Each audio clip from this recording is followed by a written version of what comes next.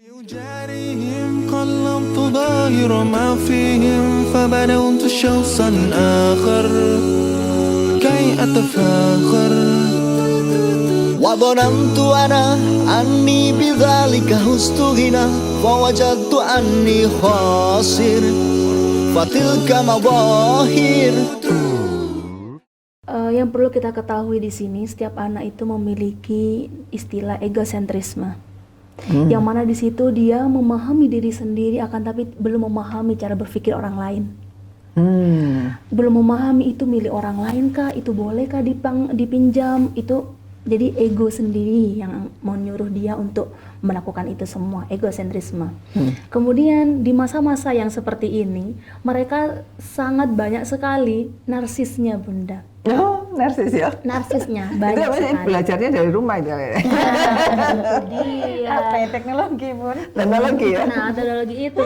Jadi ketika mereka sudah tidak lagi jenuh dan sebagainya, barangkali tadi disampaikan tadi sama Ustazah Iswa, kemudian Ustazah Iif juga disampaikan tadi, benar tadi, melakukan pelanggaran apapun itu sehingga dia bisa meluapkan narsisnya dia gitu.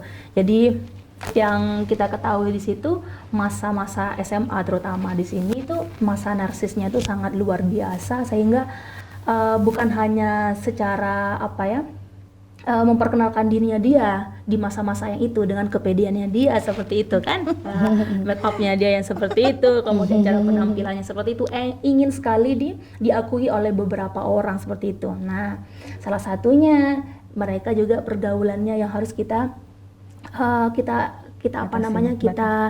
dampingi terus begitu, Ustazah.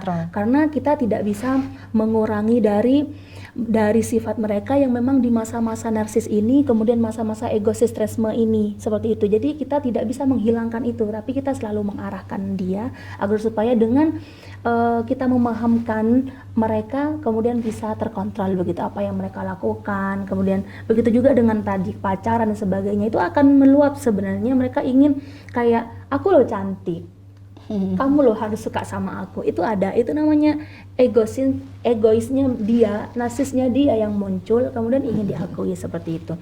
Nah, bagaimana cara mengatasi anak yang seperti itu? Kita sebagai pendamping, semuanya orang tua maupun guru, kita harus selalu strength di situ, kuat di situ, karena masa-masa anak seperti ini bisa jadi tanpa pengontrolan kita, bekal dari kita semuanya, itu bisa terjerumus sangat dalam seperti itu, dalam pergaulan khususnya.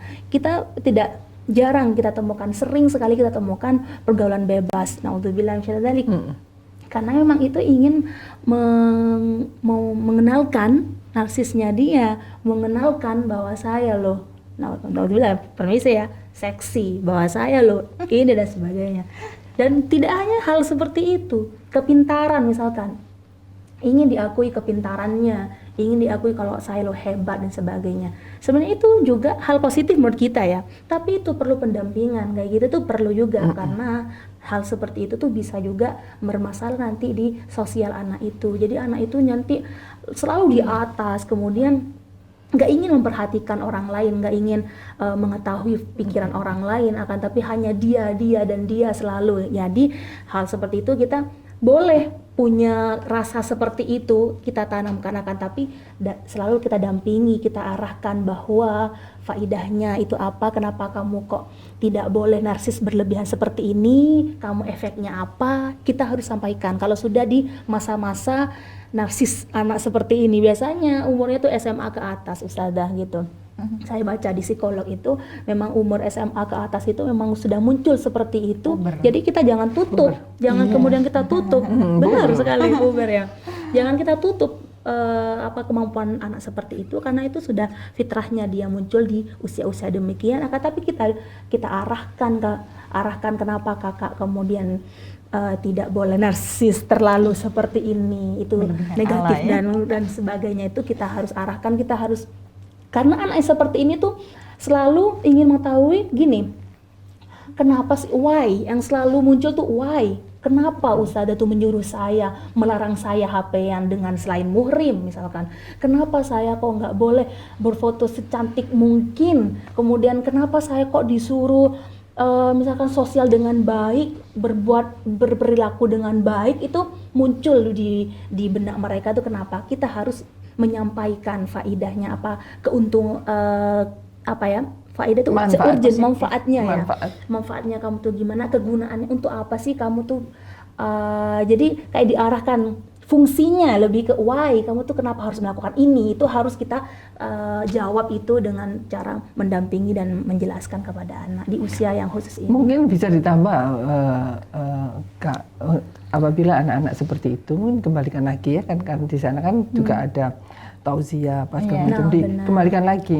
Misalnya terlalu narsis atau kepengen masang profilnya gitu ya. itu dikembalikan lagi. Nah, ini kalau kamu pasang profilmu, kamu kelihatan, ini akan lebih banyak Followers. orang yang nah followers itu ada bagusnya dan ada tidak bagusnya gitu kan. Mungkin ada bagusnya memang diakui ya, Dapat tetapi endorse Bun. iya dapat endorse, betul juga. Yang nggak Punya bagus, job. yang punya job.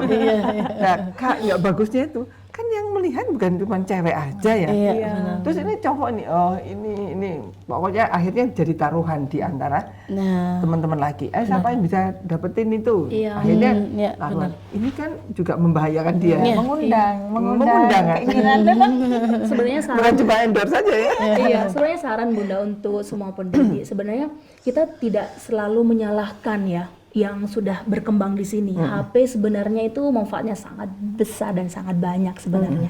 Bagaimana cara controllingnya? Seperti itu saja Bunda. Seperti itu. Jadi jangan salahkan HP-nya, kemudian jangan salahkan fasilitas yang sudah berkembang begitu sangat memberikan fasilitas yang membantu kebutuhan kita. Justru kita salahkan tidak akan, tapi bagaimana kita kemudian mengontrol anak kita dengan adanya yang sosmed seperti ini nih, bisa mereka menggunakannya dengan Bijaksana ya. bijaksana dan juga dengan benar seperti itu Bunda. Jadi lagi-lagi kita itu harus bisa mengontrol seperti itu.